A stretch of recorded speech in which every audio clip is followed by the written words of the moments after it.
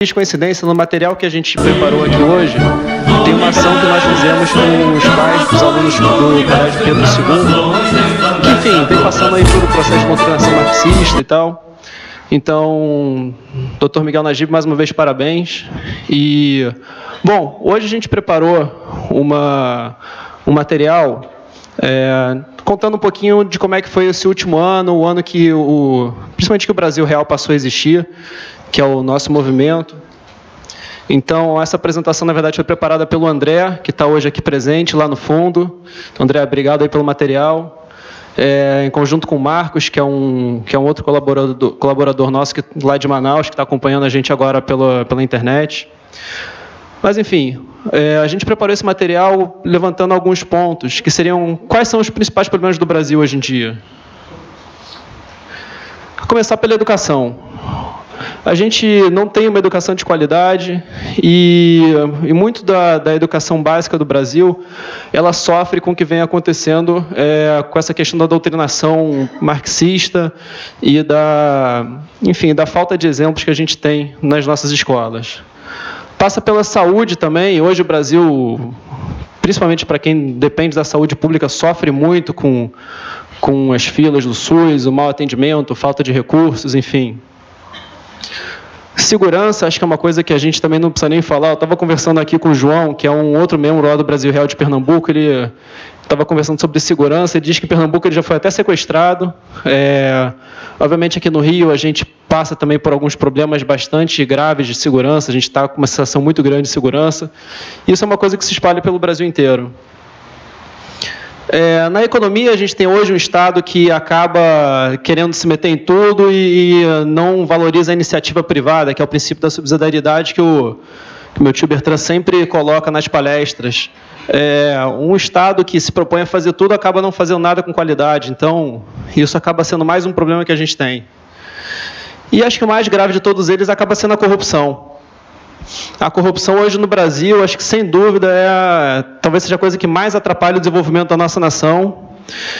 E aí vem uma pergunta: qual a causa disso tudo? Alguém quer tentar uma resposta?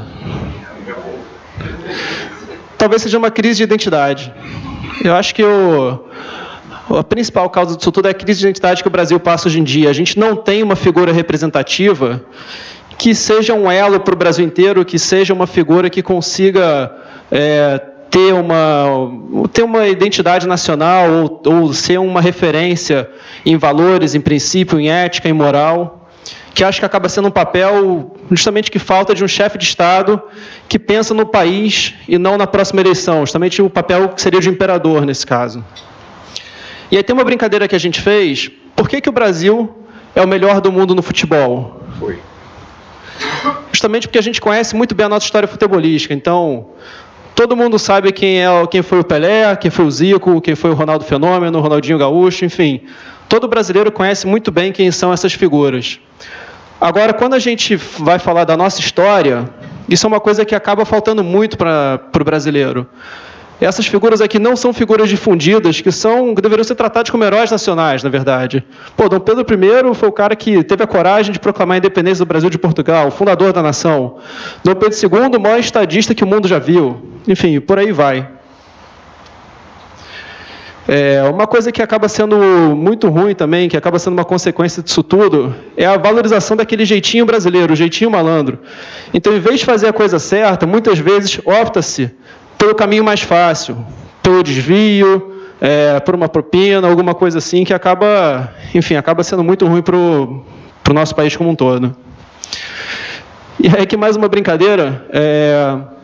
Como é que a gente resolve essa crise de identidade? Acho que a primeira coisa seria tirar a camisa da CBF quando a gente tem as manifestações nacionais, né? Porque todo mundo acaba indo com a camisa do Brasil para essas manifestações de rua que a gente tem. Mas, enfim, e o segundo passo seria justamente o que a gente está tentando criar como movimento. O Brasil Real hoje, contextualizando um pouco, ele nasceu como uma página de comunicação da nossa geração, da geração mais jovem da família, e ele acabou migrando para um modelo que a gente acredita que seja um modelo que consiga atrair um pouco mais as pessoas e consiga ser um modelo mais participativo com a sociedade hoje em dia. Então, o que é? Nós somos hoje um movimento formado por brasileiros, tem pessoas do Rio, de Pernambuco, de São Paulo, de Manaus, de Brasília, enfim, pessoas de quase todos os estados do Brasil, e a participação de alguns príncipes. Então, eu, o Rafael, o Luiz Felipe, enfim, tem algumas pessoas participando desse movimento também. E qual é o nosso objetivo principal? Nosso objetivo principal é, na verdade, lutar por um Brasil melhor. Então, quando a gente fala que a gente acredita que a monarquia é a melhor saída, sim, nós acreditamos nisso, obviamente, mas a gente acredita também que a gente tem que lutar pelo Brasil acima de tudo. Então, resumindo, a gente quer, na verdade, resgatar o verdadeiro Brasil de forma que a gente consiga se transformar numa grande nação que é, na verdade, o nosso DNA. A gente nasceu para ser uma das maiores potências do mundo. E aí, o que a gente faz para isso? Primeiro, ações políticas. Então, na verdade, o que a gente faz, eu queria só contextualizar um pouco, o que a gente faz é colocar o movimento à disposição da sociedade. Tá?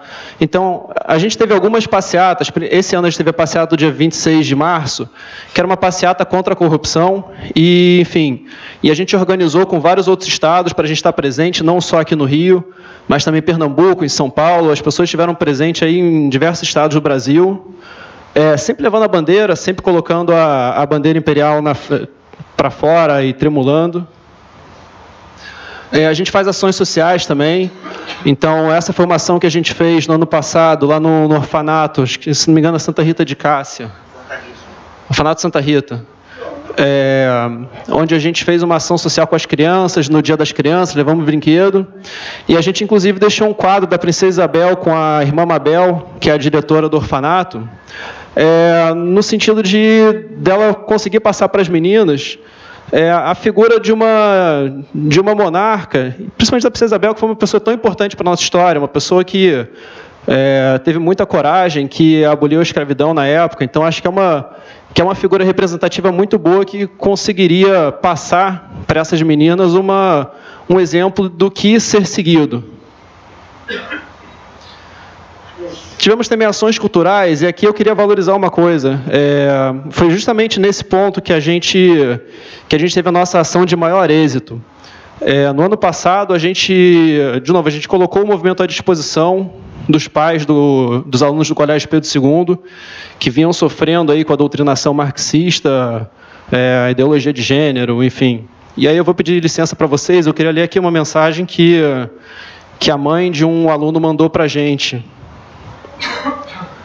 A mensagem diz assim: Alteza, alguns dos alunos do colégio gostariam de conhecer vocês.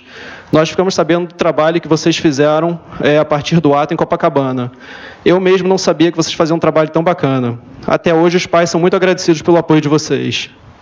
Então, é justamente esse tipo de ação que a gente quer fazer pelo Brasil para ter reconhecimento, porque hoje o movimento ele precisa, na verdade, de cada vez mais de popularidade, mais de aceitação popular. Então, quando a gente faz esse tipo de ação, a gente mostra para a sociedade que a gente está do lado deles, e não outra coisa. Então, eu acho que essa foi a principal ação que a gente fez ano passado. Eu queria exaltar e valorizar ela aqui, porque justamente, enfim, a gente conseguiu trazer esses pais dos alunos para perto da gente, sem que a gente fizesse uma coisa muito difícil. A gente só colocou, na verdade, de novo, o movimento à disposição dos pais e prestamos todo o apoio para eles, para essa luta aí contra a doutrinação no Colégio Pedro II. Isso aqui foi uma coisa bacana também. Eu queria agradecer de novo ao André, que comprou no leilão que um parente nosso de Petrópolis fez das peças que ele tinha do Império. O André comprou esse prato e doou para o Museu Imperial de Petrópolis. Então, André, de novo, muito obrigado.